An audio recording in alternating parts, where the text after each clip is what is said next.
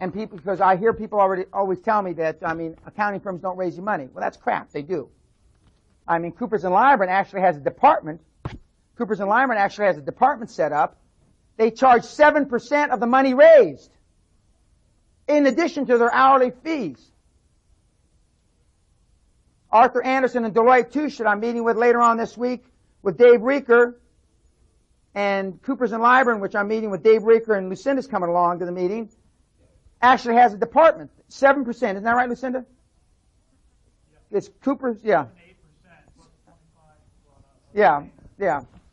And these firms, people ask me, why do I pay a premium for Coopers & Lybrand or Big Six?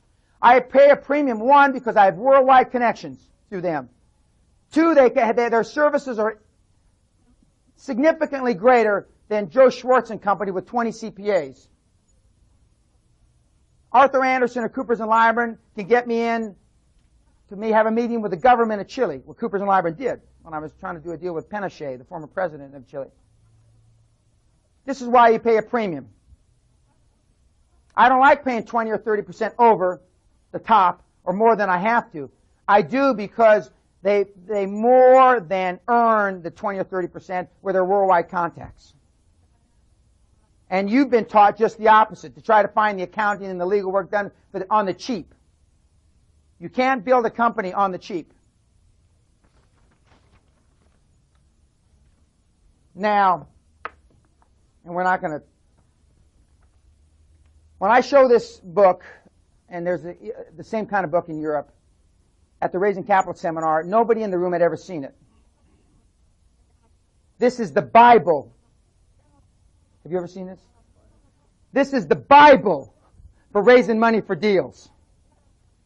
Like in the First Testament. And we had some people that had been in business a long, long time. And from the Forrest Gump looks I'm getting from this audience, nobody other than the ones that saw it at the last seminar have seen it. This is called The Secured Lender. It is the Bible of raising money, and there's an equivalent in Europe. And it's out of, I think, it's either Belgium or France. I can't remember now. This is another thing. National Venture Capital Association. Because we never put our own money in deals, so we raise 70 or 80% of it traditional financing, i.e. banks, and then we raise 20 or 30% in non-traditional, either from venture capitalists or private individuals. Now, this is an association that puts together people with money and doofus projects like yours. And when I showed this book, because I start the seminar by saying, how many need money for their business? Everybody raises their hand. How many have made a financial presentation in the last 1 hour, 2 hours, 20 hours? And like 6 people out of 40 raised their hands. 6 have made financial presentations in the last year. And we wonder, well, gee, I wonder why you haven't bought any companies. Duh. This is traditional, this is non-traditional. It's called National Venture Capital Association. Yeah. Do I have a 1-800 number, Rick? Call for free. The operative word to Rick. Call for free.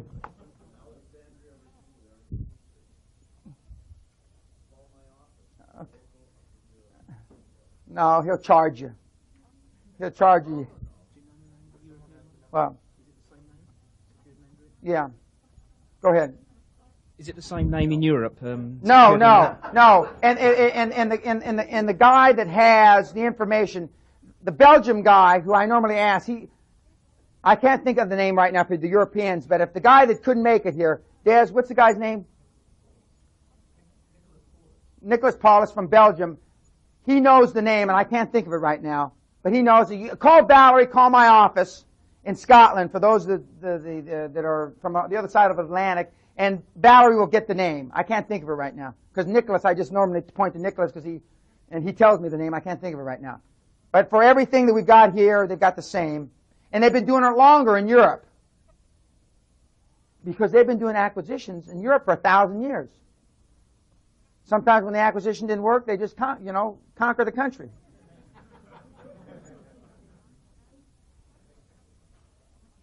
Now, for those of you that still think that you need a business plan, this is an article from, what does it say? Inc. or Success. And it says, do business plans matter? Now, I'm going to read part of it because I can't believe somebody's actually printed a story that agrees with me, because virtually everything I say is against the grain. A great business plan can help you look good, but no banker or investor will be fooled if you lack solid assets or good numbers, mostly good numbers. Who says you need a business plan? As Deep Throat said regarding Watergate, I was thinking it was a different Deep Throat when I first saw that. As Deep Throat said regarding Watergate, follow the money. The writing of business plans is a small industry unto itself. Hey, there's something you could go into. And there's a myth that you need a good plan before launching a business. Many of the people who will tell you to write a plan are consultants that, oh my gosh, make money helping you write such a plan. The other major advocates are employees of various small business centers, people who usually have limited experience in actually running a business or getting a business loan, and who need to be busy to justify their salaries. 25 years. I haven't had a damn business plan. 25 years. And I was just recently asked for the first time in my business career for a business plan. I was in a meeting with Bank One in Phoenix, Arizona. You were there, right? We're about 20, pardon? I know. Well, no, it wasn't his fault. Jose's, not his fault. 25, 30 minutes into my tirade, they said something about a business plan. No, it wasn't Bank One. It was, pardon? Norwest. Okay, not Bank One. I was asked for this business plan. These are two senior lenders. And I look at my partner, who was sitting right here, and I knew the reason that jerk asked me for a business plan is because he had led him to believe that he'd provide one. And so I went through about a 6 or 7 minute dissertation about why we didn't give him a business plan, because it would have just been foolhardy. It's at the very best, it's a guesstimate. And we don't want you to base your opinion of us on a guesstimate. You know we're trying to make acquisitions. We're not sure which acquisition we're going to make. It's foolhardy for us to give you a pro forma acquisition, because by definition a pro forma is a myth. We know you don't lend money on myths. Now do you, Mr. Doofus and Mr. Rufus? Oh no, Mr. Pena, you're right. It's just as well you didn't give us a business plan. We don't want one. And I turned to my partner. When we got outside the car, I was going to choke him. And I was going to pop his head off like a big pimple. That's the first time in 25 years anybody's ever asked me for one. And I sashayed my way out of it. But that is the real reason. You know what filler is? They want something to put in their file. That's why they want business plans. And when I tell the bankers, I know how to fill your file. And then they're comfortable. Because I send them all kind of crap. You know, articles about me 15 years ago, all kind. So they want to pretend they've done due diligence. That's the only reason they want a business plan. In 25 years. Lucinda Burke has not been asked for a business plan, I believe. Is that correct? Correct. Lucinda believes me that you don't need a business plan. If you follow the outline that's in your papers, you will not be asked for a business plan. Not everybody will follow that outline. Some of you are going to think that you're smarter. And you will try to shortcut and do it on your own. Some of you will try to talk about fees, negotiated fees, in the first meetings with the accounting firms. And you shouldn't. Those forms work, ladies and gentlemen. We didn't hand them out to you because they don't work. There's a very precise system about all this. But I mean, you don't need a business plan. Jose said earlier about his young son. The banker said that most of the business plans go in the trash can. They toilet paper. I've been saying that for 25 years. Loo paper, I used to say in Europe. When they'd ask me for a business plan in the city's the financial district of London, I'd say, you're going to use it for loo paper. Why give you one?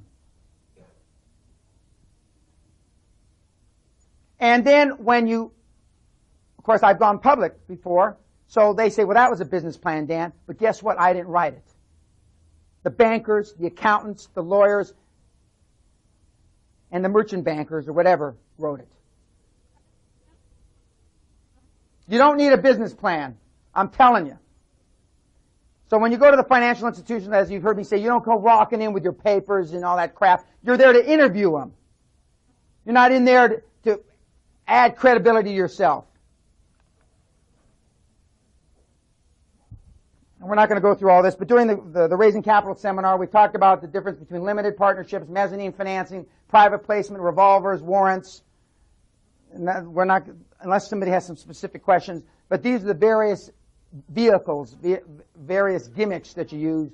They're all, the bottom line is to get the money. The bottom line is to get the money. If 2 or 3% kills your deal, i.e. 2 or 3 percentage points more on interest rate, your deal's too tight. If 2 or 3 points, the difference between prime or LIBOR plus 3 kills your deal, shit can the deal.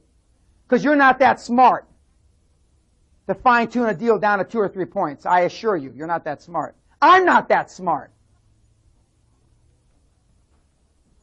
Now, this is an article that came out that tells, this is from the, not the Wall Street Journal, whatever the local paper in Phoenix is. What's the paper? Yeah. Okay. They list 10 points about how to secure a bank loan. Now, this is what you've been told all your life, and you wonder how come nobody's borrowed any money. These are the antithesis. It ought to say, you know how the kids do, not. Okay, number 10, plan ahead to borrow money. That's right. Don't wait until the last minute. That's the only thing true on this. Somebody asked me at lunch, what do you do if you need money today? I said, you're screwed. You got to act like you don't. Prepare a business plan. No. Provide accurate and complete financial information, both historical and projected. No. When you walk into your first meeting or two, you don't give them anything. Understand your own operating cycles and ratios. No. I mean, most of you aren't smart enough to do that anyway. Disclose how to proceed, how the proceeds of the loan will be utilized. No. You don't tell them how you're going to use the money. You want to raise it to as much as you can, blind pool. Just the opposite of what you've been taught. You either sell them on the dream to have confidence in you. Your dream team is what they're going to have confidence in, because you don't know dick. And any banker that's got a half a brain in his head, and most of them don't even have a half, are going to figure out you don't know a damn thing about growing a company externally. But your dream team does. That's why you need one. Prepare contingency plans, not. If you have a contingency plan, you'll use it, you wimp. I mean, you wonder why people don't grow their businesses. Educate your banker about your industry, your business, and your management. No, you don't do that. You're interviewing them. Communicate with your banker during the loan process and afterward. Maintain good company and personal credit ratings. I've been asked, if you file bankruptcy, can you raise money? It is more difficult, but not impossible. Your dream team, your joint venture partners come into play because they will focus on them, not the fact that one doofus filed BK. 72,000 businesses filed bankruptcy last year in the United States. I don't know how many in Europe. And if you asked all 72,000 of those entrepreneurs, they'd say, interest rates went against me, the real estate market, the dancing back and forth. It went out of business because of mismanagement. You don't close down a business unless it's mismanaged. Almost 10,000 energy companies went out of business when I was going from $800 to $425 million. They used to send me around to the American Petroleum Institute to make speeches how we weren't in an energy depression. They used to throw shit at me from the audiences and get up and leave because I was sitting there dancing around. Oh, it's easy to make money in a down cycle. This is when they had a secondary market on Rolex watches in Houston and Dallas because the oil guys couldn't afford them anymore. And here I'm singing, you know. Provide adequate collateral and demonstrate an ability to repay. The ability to repay is true. Adequate collateral. I mean, most of you in this room don't have adequate collateral anyway. And this is why people don't do more acquisitions. Donald Trump has filed BK here 2-3 years ago for several billion. Do you think that stopped him? I mean, back again. It stops you because you think it stops you.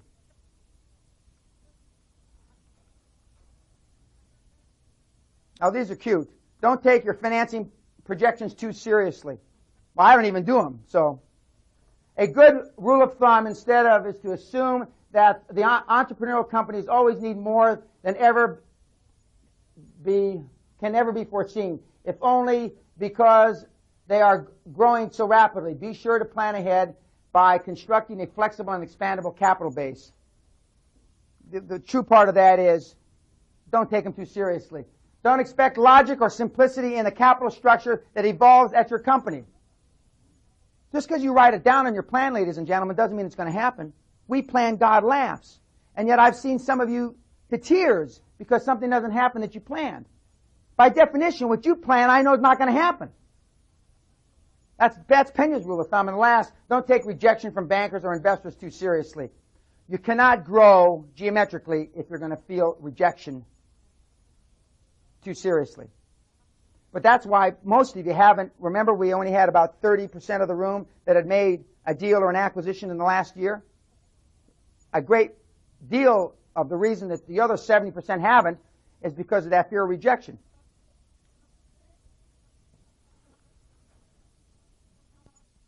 Pay yourself, directors, employees first. You will make more acquisitions. Now, let me tell you something. Why did I'm asked, man, how did you ever think of getting lawyers and accountants to be part of the transaction by success-oriented fees? Well, I did a joint venture a number of years ago, and what happened? By the time I got done, the legal and accounting fees had eaten up more than money than we put in the joint venture. So now what? He is my lawyer, and he is my accountant. Okay? Big Six, national law firm. Any fee is too great if the deal craters. Almost no fee is too great if the deal goes through. Since I started making them part of this success-oriented fee basis, I have never had a lawyer or an accountant kill a deal since 1978. Never. Why did Nabisco get bought out for $22 billion instead of $7 or $8 or $9 billion like it should have? There were $1,850 million in fees paid to lawyers, accountants, and investment banking houses. That's why they pay 2.5 times more than the pig was worth. You make your lawyer, your accountant part of your deal, I guarantee you'll never have a deal killed by a lawyer again.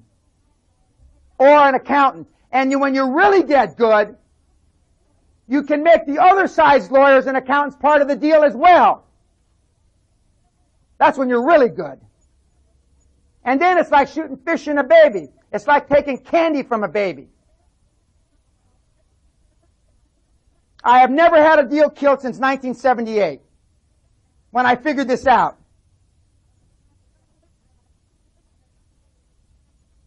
You pay every successful and unsuccessful transaction you get involved in. No matter where you're on the cycle, I took money out, and I paid, as President Reagan used to say, the trickle down.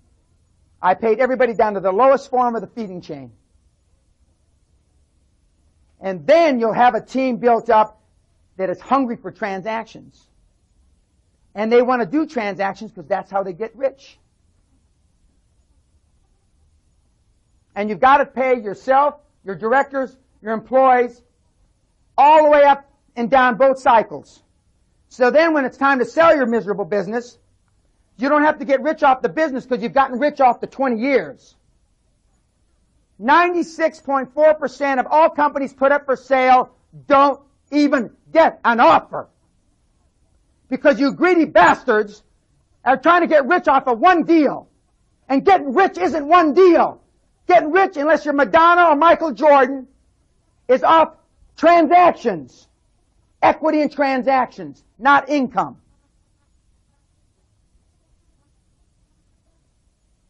It's the classic misinformation. Put your money back in your business. What a moron. Every time I hear that, I want to throw up. Put your money back in your business because it's the only business you really understand. Well, if that's the only business you understand, you're a moron. Ought to blow your brains out. That guy, that classic guy, after 60 years, turned the key. Boy, that was great advice for him, wasn't it? Yet that's all you read. The KKR guys are rich because they've had many transactions. Ted Turner, Gates, all these guys, a lot of deals. They just got richer when they sold out, but they were already rich because they were pulling money out all the way. Big difference in philosophy. It's a difference between being poor and super wealthy. And creating your exit strategy. You should start your business, you should start your business and your dream team with the idea that you're going to sell. The reason why I recommend people act like they're going to go public is because you can borrow 50% more with audited financials from Big Six. You can borrow 25% more with just audited financials. Why are audited financials better than the crap that your controller provides you?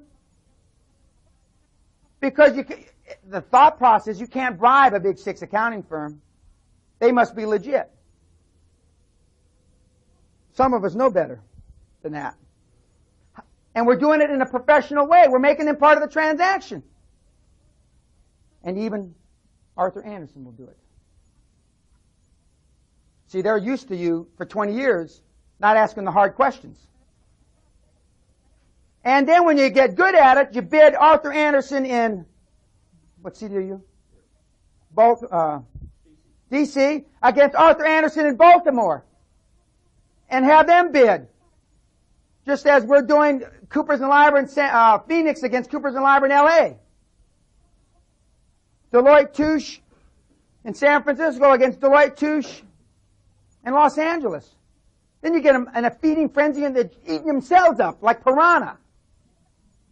You get O'Melveny and Myers, New York, cutting the throat of O'Melveny and Myers, L.A.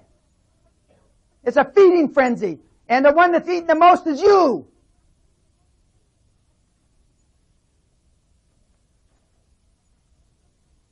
Now, you should only pay attention to what I say if you want to hunt with the big dogs and pee in the tall grass. And take a quantum leap. Now, Arthur Andersen. I forgot about this. I did this specially for you. Okay. Now, this is not a current letter. It's only February 16th, 2 weeks ago. And it's to my partner, Dave Reeker, sitting right there. Raise your hand, Dave. It says, Dear David. Now, this was after the first or second meeting? First meeting with Arthur Andersen, these hungry bastards. Less than 24 hours later. Dear David, Nick and I really enjoyed meeting with you and Jose yesterday. Jose, raise your hand. Jose, yesterday, and learning more about your acquisition strategy for Great Wisdom Books. I believe that the creativity of your vision for Great Wisdom and the strengths of the management team you have secured match with Arthur Andersen's culture of innovation, personal services, and broad capabilities. Now, who is this management team we have, David? Oh, wait, yeah.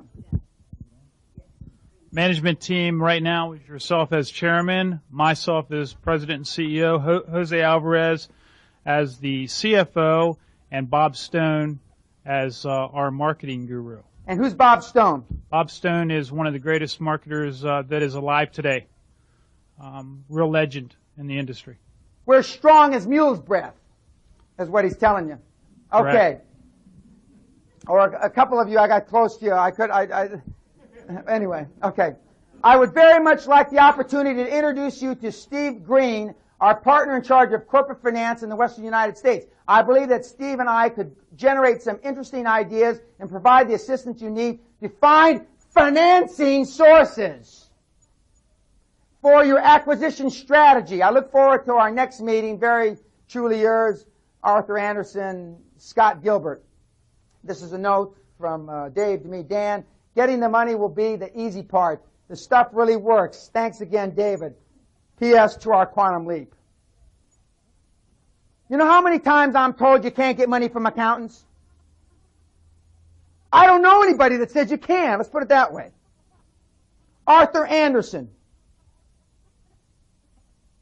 What became really apparent to me, you've been beating it for quite a while, but it became obvious at this point, was the foundation. I mean, I knew you needed the foundation, but this became so obvious that not only are they part of the foundation, but they're going to be in the front line sweating and bleeding right along with me. They're going to say, they're going to get down in the trenches with us. I like that. Yeah, like a I quantum mean, leap that's right when there. it got sexual for me. You got the accountants and lawyers out there fighting for you. Now, was it them or Deloitte that said, what did Deloitte say? About pushing everything off 5 months Oh, yeah. after we get a Say revenue. this.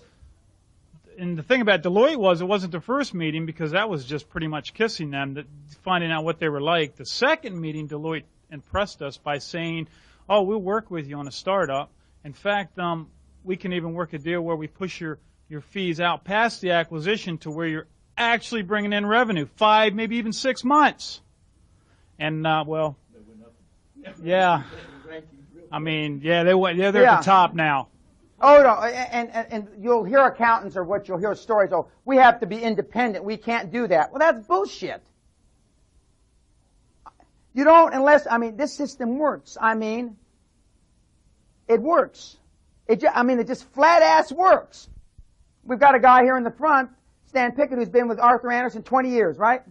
Has they ever offered to raise you money? Not once. Not once. He's writing these things down. I mean, he's making notes. Yeah. I mean, because you don't ask. Do you realize that on the Nabisco deal, for example, you know, we already said they've got 25 or 26 partners of Deloitte that work for KKR all the time. I've never checked this, but I'm almost positive that the KKR guys didn't pay a Deloitte bill on that acquisition in the late 80s until the deal closed. I'm almost positive. I don't know that for a fact. And for $1.85 billion worth of fees, they waited. That's why it closed. Because people say, how could the professional advisors allow somebody to pay 2.5 times more than the pig was worth? Huh. And you wonder why I do it this way. I hope you don't wonder anymore. And the next time you're at a meeting and somebody starts talking this crap, just get up and leave. Because it is. This is the letter I thought you guys, maybe this is the letter you got. Yeah, okay. Now these guys are young kids, 26 and 27 or 27 and 28, something like, they're kids. Okay? They're barely out of puberty. They got snot running down their nose, plus they talk with a big, thick Scottish accent. You can barely understand them. One looks like Godzilla, big guy like this, and one guy's a little thin guy. Okay? Now they're my partners in the construction business. Neither one of them too bright. Neither one of them gone to the proper schools or proper education, any of that stuff. Okay? And on top of it, they came to listen to me just on the word of the Taylors. So it shows you how bright they are. Now this isn't that current. This is only the 22nd of February, 1996. Done. The meeting went well with John Elliott. He agreed to deal with our account in place of Brian Moore. They're having trouble with their local branch of the Bank of Scotland. John had done his homework before attending the meeting, and he himself suggested that our turnover, which means revenue, the overdraft facility we needed is 50,000 pounds. By the way, the rule of thumb, does anybody know the rule of thumb, what your line of credit or your overdraft should be vis-a-vis your turnover or revenue? It should be roughly 10%. If you've got £1 million or $1 million in revenue, you ought to have $100,000 in lines of credit or turnover. These young lads, the first year in business, they did about 500,000 pounds in business. And you know what their overdraft was? 5,000 pounds. And I said it ought to be at least 50. And when the bank says it ought to be 50, you know it ought to be 100. Okay. But they went in aggressively. They practiced. They had gone up to Scotland, and they're practicing with Valerie. And it's hard for me to believe. Valerie's giving him financial advice now. She ought to hang out her shingle. And the Taylors went up to see Valerie as well, right? We've come a long way when my administrative assistant, stroke partners, giving financial advice out. Okay, Scott and I gave John an overview of where Fair Scott was going. The look on his face suggested that he felt our plans were overambitious. At this point, I firmly told him that we were now major players and the quality of our dream team would reflect this. Dream team. He acknowledged that we certainly showed confidence and that what we were telling him was certainly what the bank wanted to hear. The bank wants to hear that you're confident to finance your deal. However, I personally feel that John could only be any use on the cash flow front. Anything else was certainly over his head. He's determining the bank isn't a player. This kid who can barely spell finance. In order for him to consider the £50,000 overdraft, which is within his lending authority, because you ask, what's your lending authority? You don't talk to people that don't have your lending authority that you need. He asked for cash flow projections, which I refused to supply, based on the fact that at the very best, it would only be a guess. He accepted this. You wimps. He accepted. It's all about positioning, acquisitions, dealing with banks. He accepted this. We did, however, agree to give him management accounts. Accounts are the audited financials. Up to January 1996, and details of how we get paid from our clients, i.e. on a weekly, fortnightly, that's every 2 weeks, agreed basis based on our work carried out. At this point, he asked, what would we do in a few months when we outgrew him, basically. To summarize, he liked what he heard. He enjoyed the meeting. Now, we're going to have to make this thing higher. I've also been in contact with Ian Haddon at the Mound. The Mound is the major branch for Bank of Scotland in Edinburgh. Via letter and telephone, I refused to supply any information until I had met, because he sent him a letter, which you've got a copy, asking for a bunch of information. I refused to supply. When was the last time anybody told you to refuse to supply a bank's request? Never. Any information until I had met with him to establish that he can offer Fair Scott the lending amounts we will require. At this point, he dropped his request and agreed to meet me today, 2 p.m. P.S. We have now met with Bob. He appeared to be very nervous. This is the guy that I beat like a mule when he was growing up in the bank. In fact, he looked as if he was scared of the days he has never seen. The branch limit was £1 million. That's $1,500,000, and anything above would have to go to board level. Above $50 million would have to go to the directors. They're already talking about above $50 million credit requirements. They're doing 5, 6, 7, 800,000 pounds of business a year. You wonder why they're going to make acquisitions. The next step is to revisit in 2 weeks, etc., etc. They also have a letter to me, and it says when they offered a guy that they went on the board 2%, it's funny how people's faces light up and they get more interested when you offer them equity in the company. Duh.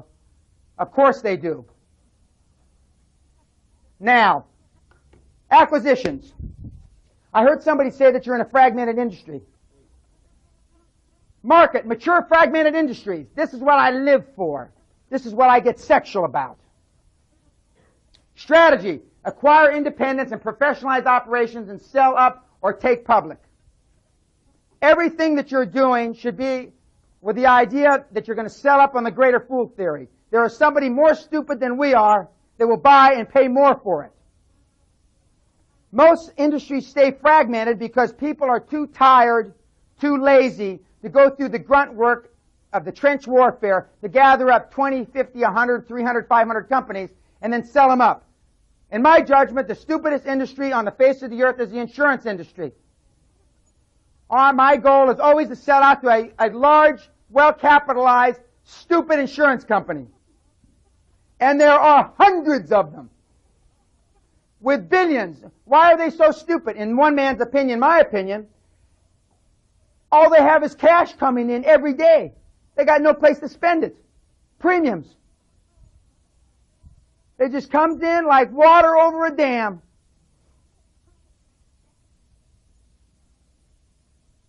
I love this. And you paid me to scream. I love it.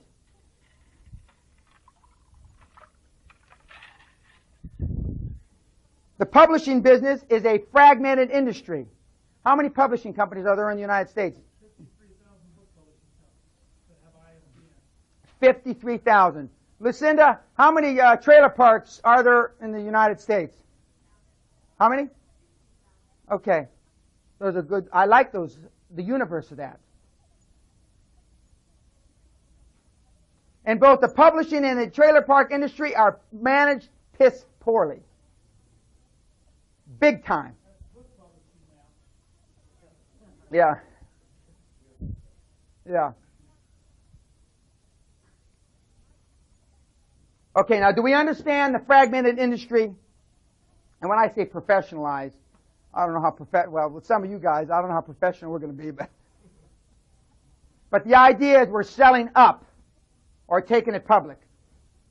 Why? Let's say that we could buy this man's company today, let's say somewhere between 5 and 7 times earnings after tax.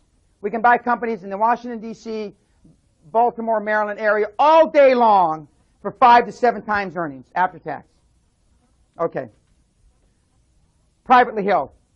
Why do they receive such a small premium for their company? Very good. Very good. And Sean and Ron told me that you weren't learning anything. No liquidity. Now why the same doofus company, if it's public, even on a small exchange, not the New York exchange, why is it going to be selling for between 10 and 15 times earnings? Because they can sell their stock and they can get liquid. And this market, maybe even 15, 18 times earnings. And if you got internet in the name, maybe 50 times earnings. It's about liquidity. So the reason why you want to lead people to believe you're going to go public is because they will do the mental calculations themselves when loaning you money, when dealing with you, because public companies inherently pay higher accounting fees, higher legal fees. And when you get good at buying companies, you let them have part of the dream. You let them participate in the upswing. You let them participate in the greater fool theory, being able to sell up.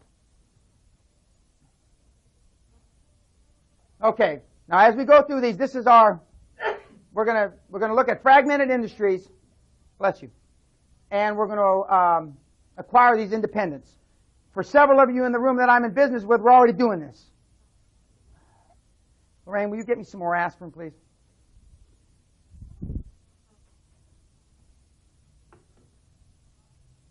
Now Lucinda's going to come up. This is the only blank slide I have. And she's going to walk you through what we're doing. It's very germane. It was a startup. Come on up. I'm going to lay the groundwork. Oh, I'm talking now. I'll let her talk in a minute. This is a startup from scratch. No money invested. Based in Phoenix, Arizona. Jose is our chief financial officer and partner. We have one other partner who's our chief operating officer. He's the name of a gentleman named Rich Williams, who I happen to know since he's 18, 19 years old. When Lucinda was at the Castle Seminar in January, and we were replacing her chief operating officer, she asked me several times, don't you know anybody in real estate? And I said no, because I've stayed away from real estate. I don't like real estate. I'm one of the only wealthy guys you'll meet that hasn't lost or made a lot of money in real estate. You know, I got $20 million in houses, and that's all the real estate I have. And she kept asking me 4, 5, 6 times, and finally I go, Rich Williams. And she goes, who's he? He's a guy in real estate. And Rich Williams, who's now our chief operating officer and partner, was once my chauffeur. While he was going to UCLA Business School, he lives in Palos Verdes. He was my chauffeur, my part-time chauffeur. So he's chauffeur to chief operating officer. And I told him when he got out of UCLA, I said, go out and get 5 years experience in sales and 5 years experience either with investment banking or venture capital. Last summer, he reappeared in my life after 10 years of not seeing him. He says, Dan, I've got 5 years of selling experience and 5 years of venture capital. He managed a portfolio for Weyerhaeuser Credit, or the venture capital arm of Weyerhaeuser, from Texas to Hawaii. And he reappeared. And he came to my party last August, and I'd forgotten about it. And as we go through these things, I know Andy and I were talking, I start thinking of people that I know. I don't keep a Rolodex. I'm one of the only guys you probably know in the whole world that doesn't keep a Rolodex. And I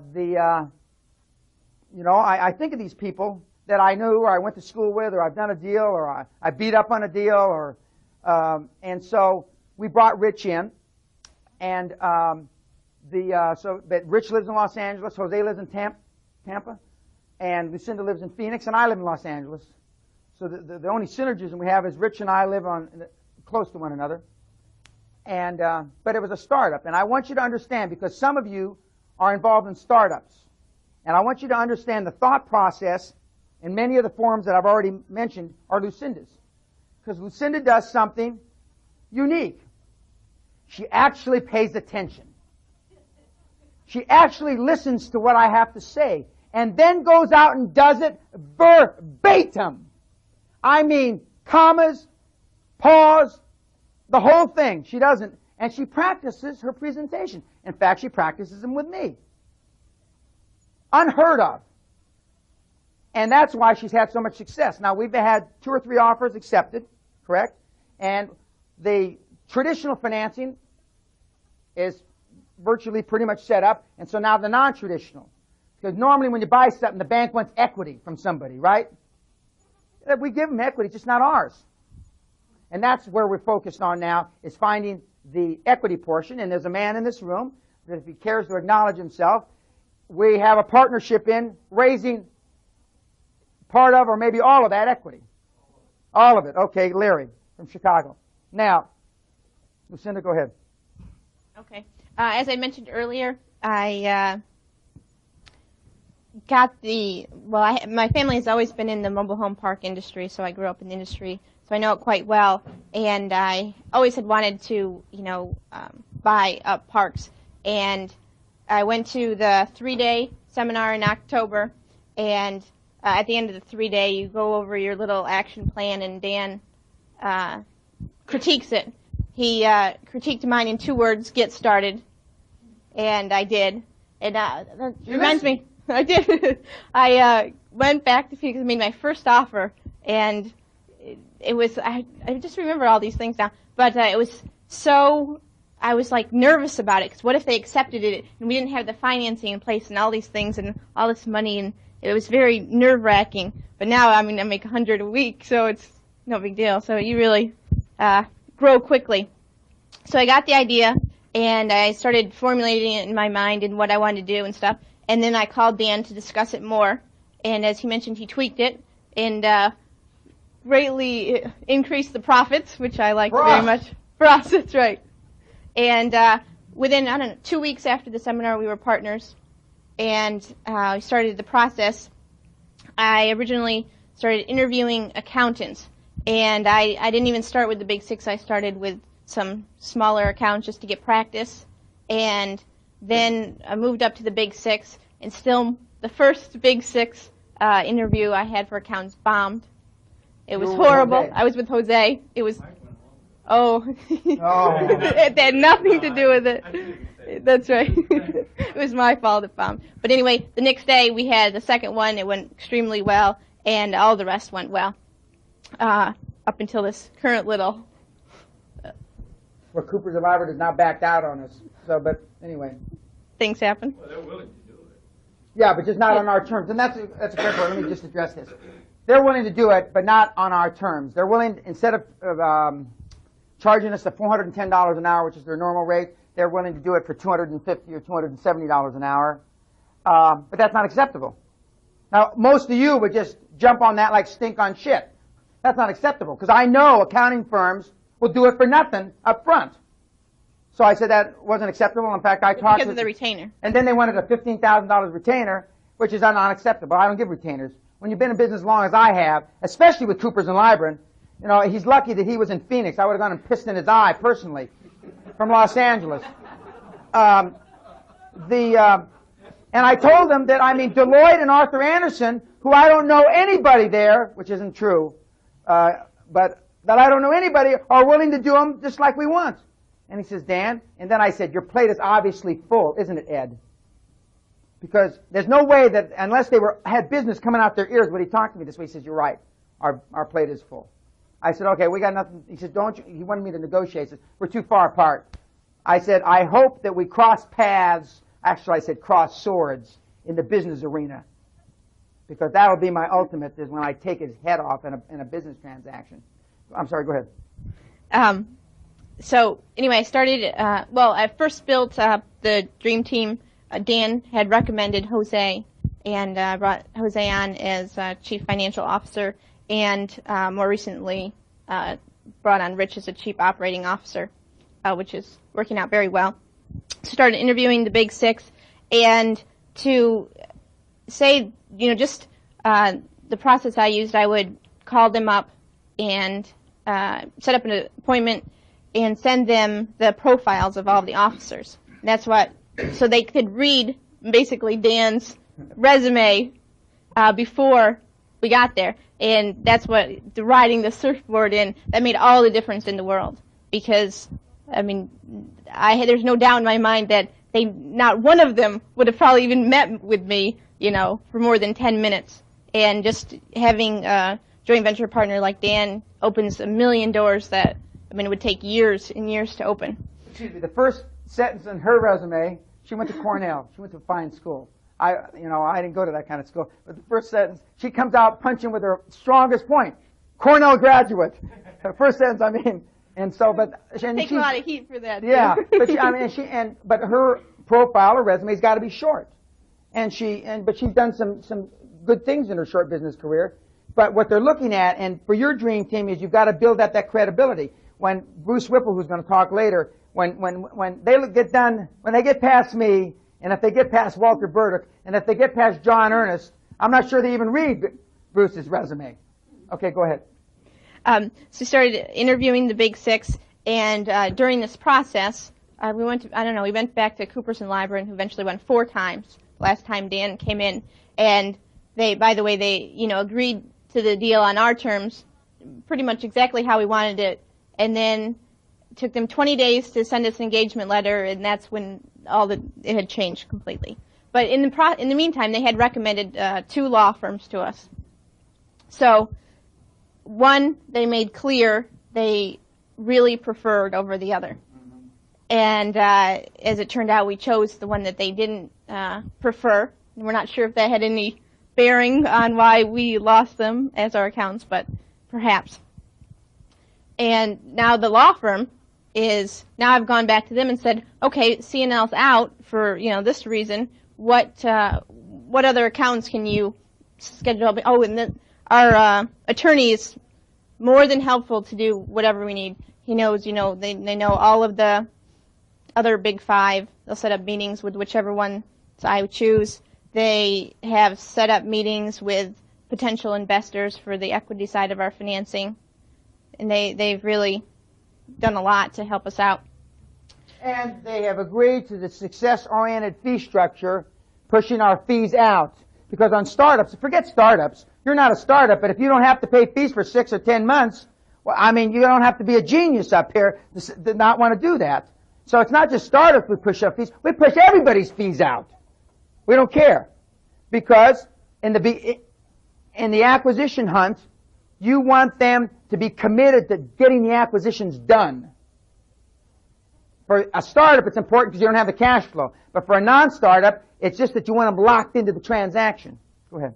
Oh, the other law firm, by the way, they would not agree to those terms, and not only, they sort of semi-agreed to the contingency on success. However, they didn't want to recommend us to potential investors, and what it came down to, I had to slap around the attorney. That was fun, but slap too hard.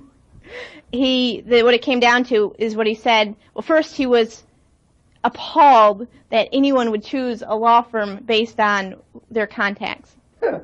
Then when I pressed him on it, he finally said, Well, my clients who are new clients that do that, they give me large retainers. So, in other words, he would do it. He would get rid of those ethics for a large fee, but with all on contingent, he wasn't going to do that. So, anyway, they didn't get our business.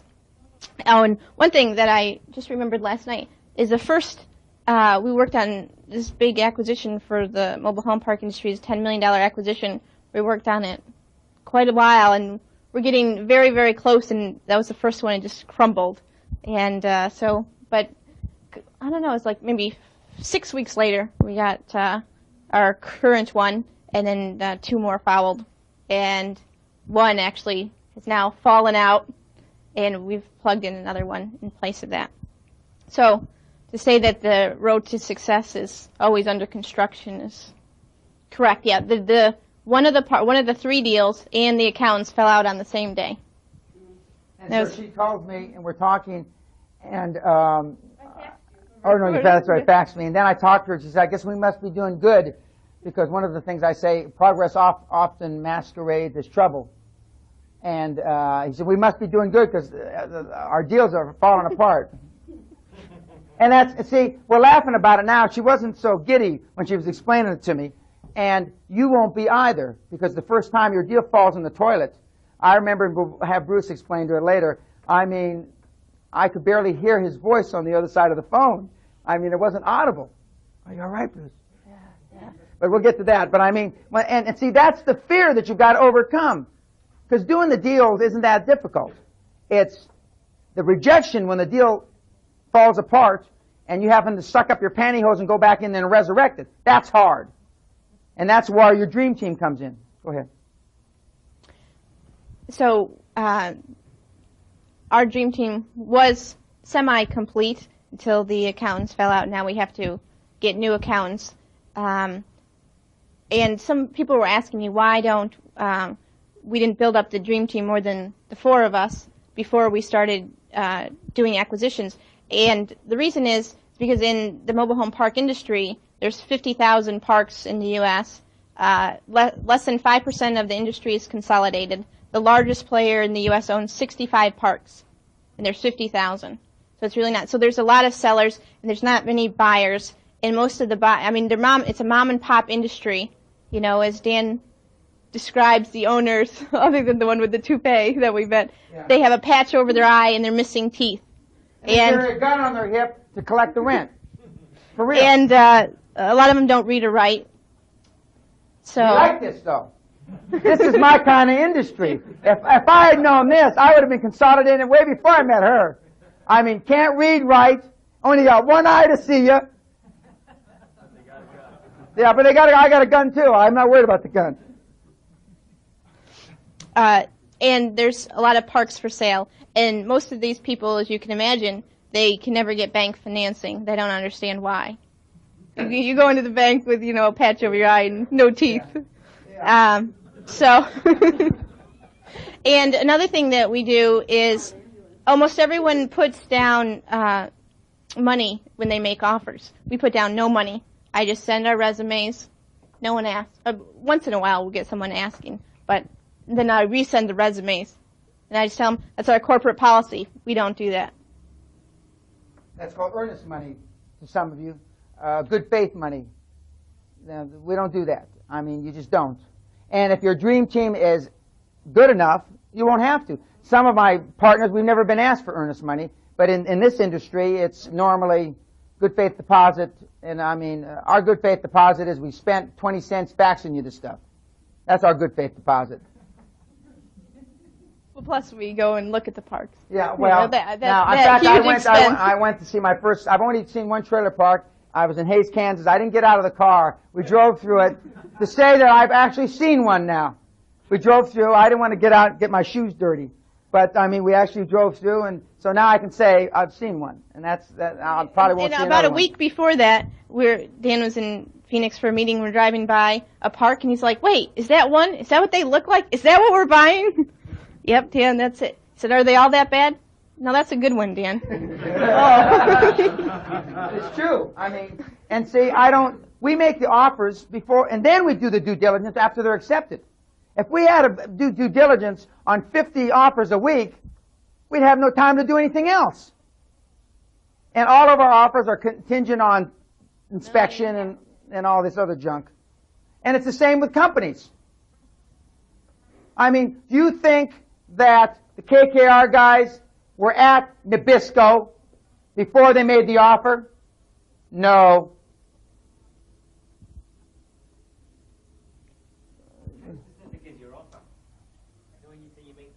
Well, just wait a minute, Danny. I mean, I know you're Scottish, but I mean, we're using the mic.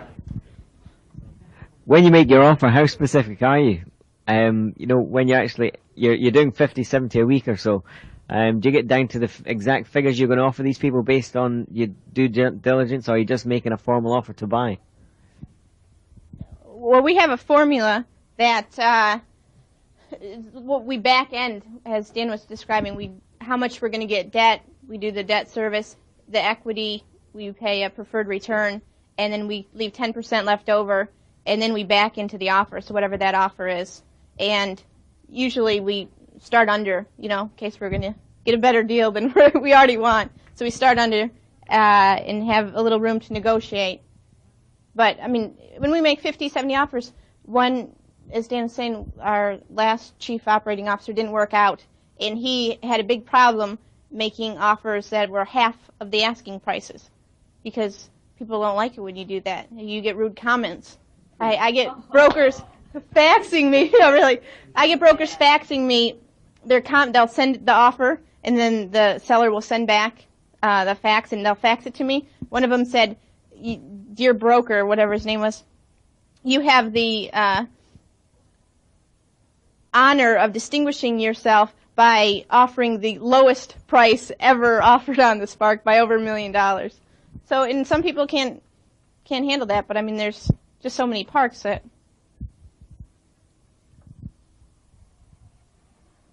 So that means, do you know at least a little bit about what their cash flow is before you're doing this? So you do it, is that off a listing? All these are listed, or how do you get that initial information? Okay, yeah, all of the parks, when they're for sale, they have their financials.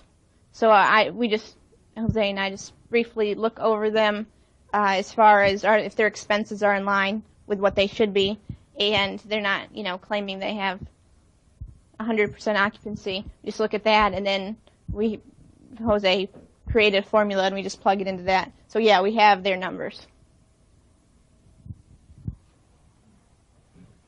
There's a lot of real estate guys in the audience, and so these are questions basically from real estate gurus.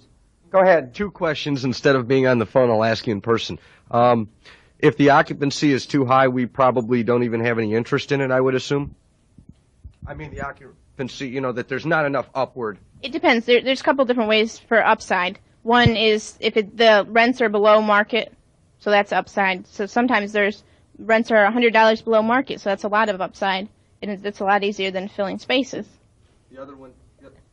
The other question would be, what is the expense ratio that I mean, the industry standard is 35 to 40%. So if they tell you anything like it's 20%, you just plug in 40%. So you're making offers strictly on listed properties through brokers? Yes. At this point, we are. You're not going after stuff that you don't know is for sale, or Not yet. No. Well, actually, we did one mailing for stuff that wasn't for sale, and got one response, and actually it was someone that wanted to sell 7 parks. So that process has worked, but there's so many others that are you we narrowing haven't. things down at all, or just making mass offers? Oh, mass offers. So you don't know if they're motivated or anything of that nature. It's just a number. We find out quickly. It's a numbers game. Just want to add, and Dan said it, you know, how you hear about Lotus 1, 2, 3 to death. Basically, our formula is a 1-page, simple thing. We want to put in about 4 or 5 numbers. Lucinda already knows how to do it, and so I get a little worried now. So does Rich. So does Rich. Look at that. They already do better. But seriously, you know, we're talking with general numbers. We're not trying to get it down to the penny. We don't try to analyze every detail. We look at it in overall as a 1-page, simple. It is on, well, Lotus and Microsoft Works and everything else. It's on every computer now. But basically, we look at it, get the numbers, make the offer, and go from there. Then the due diligence comes later. Yeah, You've already done acquisitions. You've already been acquiring as you've been going on now. No, we're in the middle of our first acquisition, which will be 3 parks. All right. Well, my follow-on was that I didn't know whether Coopers and Lybrand had actually backed out in the middle of a deal that you'd already got going, but that's not the case then. No, they did back out in the deal that we've got going, but we had never allowed them because we had made the offer and they never got a chance to go out and look at the properties. And the reason why we would have used the Coopers and Lybrand, not necessarily on the very small properties, as an acquisition audit. Acquisition audits bring a different perspective, a different non-biased view. It's really biased. It's biased because they want us to close. But in case we had anything slip on a $10 million acquisition or an $8 million acquisition, I mean, we want to make sure we're not making a mistake. I don't mind making a mistake on a $500,000 acquisition. That's good. She'll learn from it. But I mean, on an acquisition of that size, we want an acquisition audit. We want the accountants to come in and, you know, turn over the rocks. And that's why acquisition audits have saved me a lot of money over the years. The more you investigate, ladies and gentlemen, the less you will have to invest. Most of you have lost money in businesses because you don't investigate enough. This is after the offers are accepted. I don't do much investigation before because I realize acquisitions are a numbers game. Some of you are in industries that are so finite that you will think about, and rightfully so, applying this regimen to an industry you're not even part of right now. Because if your industry's only got 15, 20 companies, then there's not much room for geometric growth. But Dave's got a question.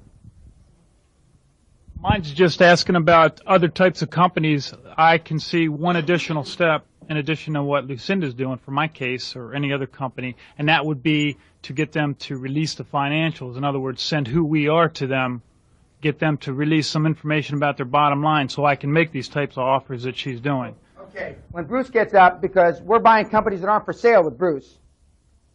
Okay? Yeah, well, it is. I mean, and you know, we've gotten bloodied over it. But I mean, Bruce understands, and I'm not going to steal his thunder. But I mean, Bruce understands that you know, it's like the girl that walks by. You know, you ask 100 girls to go to bed with you. You know, one of them's going to say yes. You might get slapped, spit on, kicked, but somebody's going to say yes. And that's all the acquisition business is. KKR guys have leads generated by computers from Deloitte. Now that I know who their accountants are, I didn't know that before. They spit through acquisition candidates by the dozens every week until they find one. KKR guys don't care what they buy, where they buy it.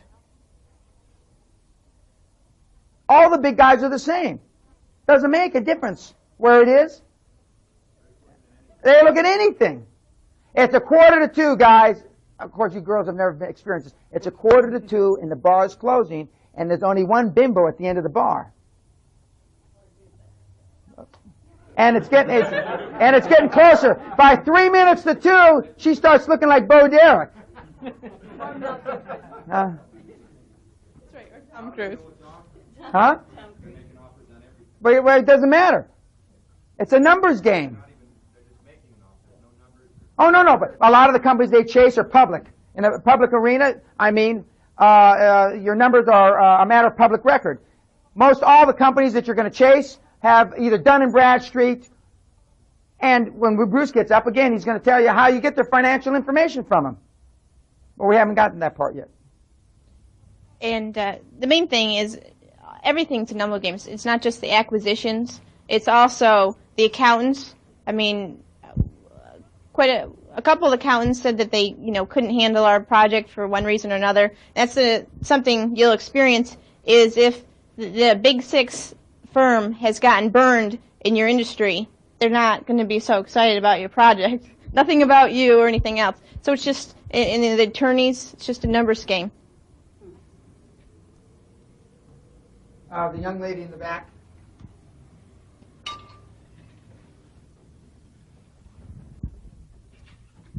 I'm just curious as to what you're planning on doing once you acquire these parks with management. Are you going to replace the management or keep the current management in place? Okay, some of the management are the owners of the park, so obviously they'll leave and we'll replace the management. Some of the management will give it a chance. We'll tell them how we do things, and if they can do that, then that's good. If not, they're out and someone else is in. But, I mean, I'm sure you can realize, I mean, everybody knows what a mobile home park is. You collect the rents, you know, you make sure people aren't getting arrested, and it's not a tough thing. Yeah. Are you buying all of it, or part in, just leaving the owner upside to it? And most of them right now that we're offering, we're buying the whole park. Some of them, particularly if the cash flows, if there's a lot of upside, so the cash flows can't really pay for the park, then we'll leave the owner some upside.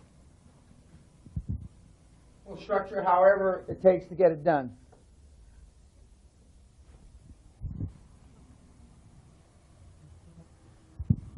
I just want to ask about your financing. Dan, you were talking earlier about your traditional lenders lending, say, 60-70% of the money and then using your venture capitalists or what have you. I'd just like to know what you people are doing with this deal. Are you usually having to find equity or venture capitalists or something along those lines for the financing, or can you just use traditional banking for a lot of the deals? Or does it again depend on your numbers of your servicing debts, etc.?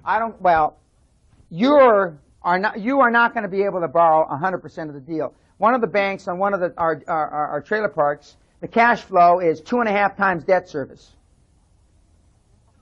And our new debt service, not their old debt service, 2.5 times. And the banker said, but I'm not going to finance 100% of the deal. And what is he up to? 87% now? Yes. He's up to 87%. Okay. And so we want almost all transactions you'll be involved in, they'll want an equity portion. Almost all. Now, we've had a few of them say that if Dan guarantees the deal, you know, then they'll loan 100%. Well, if I got to guarantee all these deals, then I don't need guys or ladies running around buying these companies. I mean, I can call my lawyer and call my accountant and say, let's start buying up companies, and I'll just sign until my net worth is run up. But that's not what we're doing. And the non-traditional side are either venture capitalists, individuals that raise money like Larry, who's there, Oshowitz from Chicago, financial angels that just put money in deals, want to be a passive investor. We're in touch with 4, 5, or 6 different entities. Coopers and Lybrand will raise money for 7%, 7 or 8% on the equity side. We're meeting with B of A on Monday that likes the concept. If they feel comfortable with it, they'll go with it. But you're going to need equity. You will need equity. Now, for those of you, and it doesn't apply to too many in the room, maybe nobody, that don't want to go raise equity, you want to put your own money in, that's fine. I mean, I stopped doing that a long time ago. Every time I finance a deal with all my money, I have to close it down. I just went in and out of the manufacturing business last year. I put up all the dough. I have 3 ways of doing business with people. I'll say it right now. 1, I put up all the money. All of it. I take 85 to 95% of the deal and I throw you out on your miserable ass. I allow sometimes a year to show me that you can be a chief executive officer, which normally you can't. But you all think you can, so I give you a year. Normally it takes us 6, 8, 10 weeks and we figure out that you just ought to leave. And you keep 5 to 15%. I put up no money. I assume chairmanship, and I take, which amounts to 35% of the company, 25% with an option to buy 10% at the current book value. If the company has a big net worth already, then an option is more than the 10%. Maybe I'll take 15% of the equity and an option to buy when we sell or go public the 20%. But I haven't run into anybody like that in a long time because normally the companies don't have enough big net worth to me and big net worth to you is different.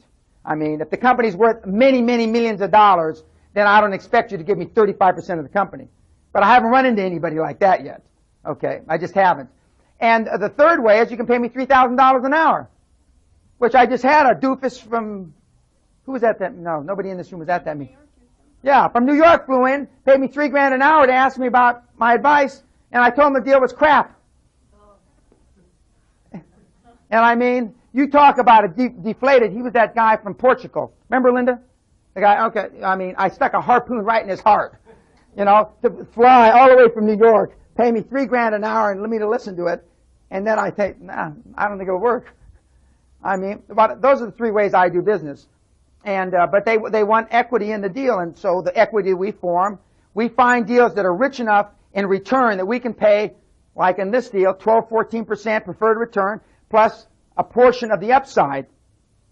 And that has, you know, and not just in this deal, but I mean, it works virtually in any industry. Okay, any other questions from Lucinda? All the way back, George Vergier.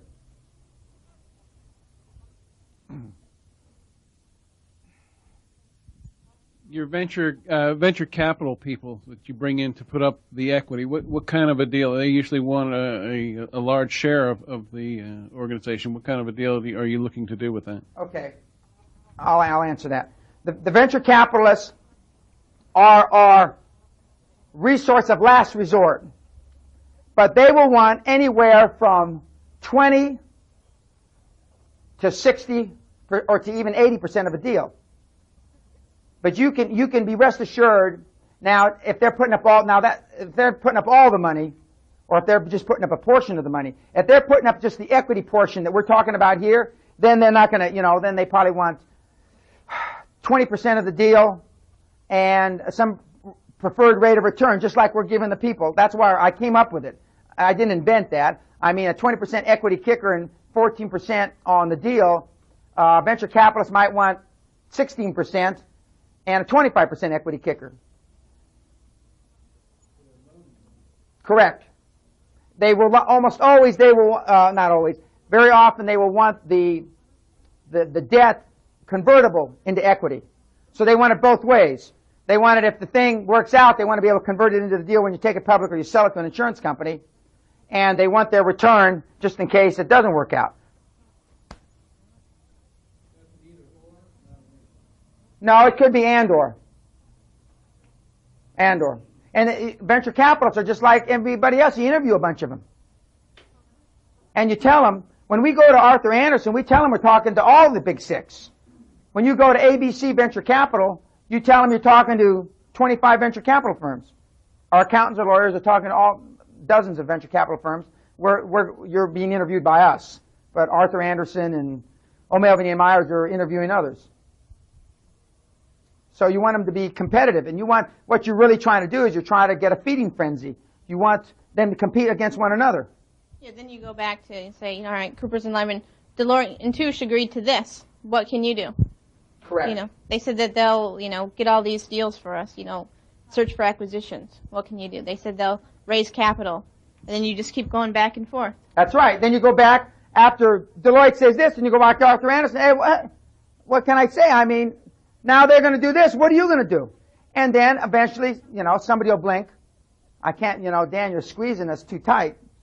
And then, okay, then fine. You give, all things being equal, you give the best deal your business. There are other factors occasionally that come into play. Those other factors could be Touche Ross, Deloitte Touche is the accountant on 4 other deals of yours. And if you take this business away, it's going to affect your relationship over there, and it's only for $20,000 or 2% or some minor. Then that's a judgment call. You do the intelligent adult thing. But more times than not, it's just a beauty contest. It's a beauty contest. Just a minute. Chemistry doesn't come into it at all. I thought she was closer. Chemistry doesn't come into it at all. You don't get a feel for the situation, the people you're dealing with, and No, chemistry always comes into it. I mean, the people that you have better chemistry with are more willing to work with you and usually will give you more.